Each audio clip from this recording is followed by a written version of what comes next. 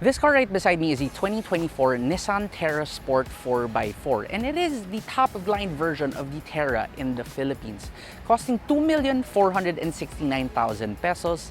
Is this car still worth it in 2024?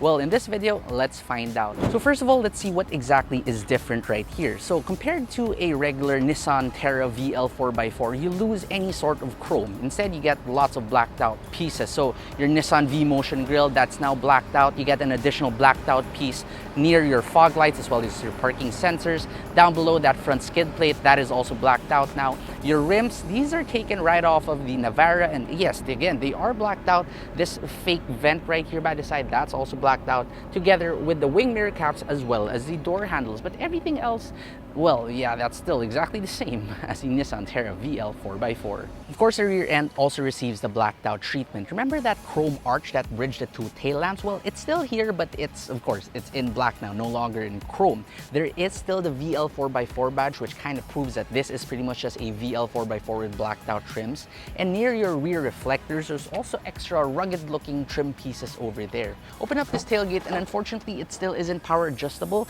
But what you'll see here is that with the third row seats up, space is still about okay. You can probably put one small luggage or a couple of soft bags, but if you do fold down those rear seats, yes, space is pretty much acceptable, with the exception of height, because the floor is kind of high. So if you're gonna load pretty tall items in here, you're gonna be a little bit limited. Now inside the Terra Sport, first we check the door thud, and that sounds about okay. And inside here, the interior is pretty similar to that of the VL 4x4. The only main difference here is instead of getting any sort of red accent, you get them in black. So the center part, the center soft touch part of the dashboard, that is in black. The stitchings on your seat, they're now in white instead of red. Everything else, it's the same.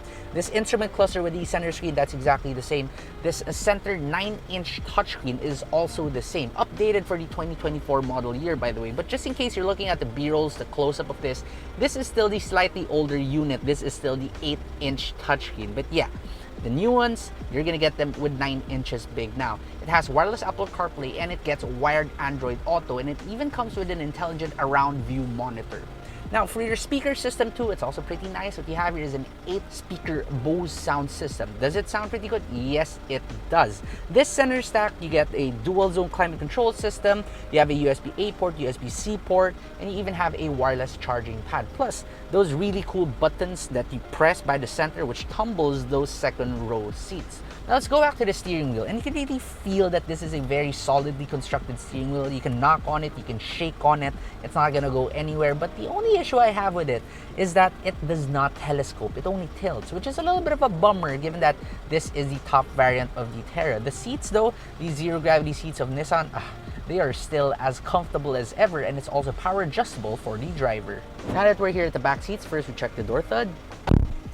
Yeah, that's about the same as the front. Now, once you're back here, you can really kind of feel the age of this vehicle because you have this like cinema theater-like seating system. The floor, it's kind of high. The seats too, they are pretty high, and you kind of sit above the front passengers. But you know, that aside, especially in case you like to sit pretty tall, space here is pretty good. Legroom is good, headroom is also pretty good.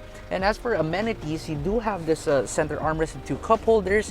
You still get one USB-A port, one USB-C port, and you even get 2 air vents here at the back. Now on top too, there is this like center screen, this drop down screen, which you can connect via an HDMI cable there by the third row. But in 2024, will you really still use that, given that everyone has iPhones and iPads now? But yeah, the only other complaint I have here at the back would be the center seat, because it doesn't get a center headrest, which is kind of weird. But again, that aside, seating 3 people in this car, it's more than doable. The only slight issue with it is that this seatbelt buckle, it kind of hits where your bum is. Now here at the third row, honestly, when it comes to legroom, it isn't too bad. You have around an inch or so of legroom with the second row seat slid all the way back. But the issue here is just how high the floor is. Look at the angle of my legs. It really isn't comfortable, especially for longer journeys. So this is just best reserved for children. But just in case you do have to sit back here, at least you do have your own air vents, you have your own pretty big windows, you get 2 cup holders on the side, as well as a USB port and the HDMI port for that big center flip down screen. 10. So now we drive the 2024 Nissan Terra Sport 4x4, and I wouldn't go too in-depth right here because I already made a video on the VL 4x4 which drives exactly the same as this. So if you want a more in-depth driving review, well, just click up here. Anyway, let's start with the engine. What you have here is a 2.5 liter turbocharged diesel engine making 190 horsepower and 450 newton meters of torque paired to a 7-speed automatic transmission. Now, it's not the most powerful in its class, but it really is more than enough. This car, it isn't the heaviest out there, so upon hard acceleration, if you really need it to hustle, it will go.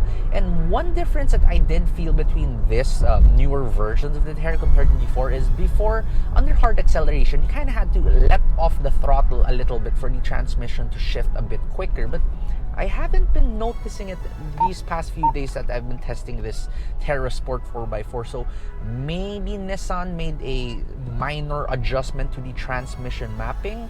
I don't know, could be just placebo, I really don't know. But yeah, they've improved the transmission a little bit.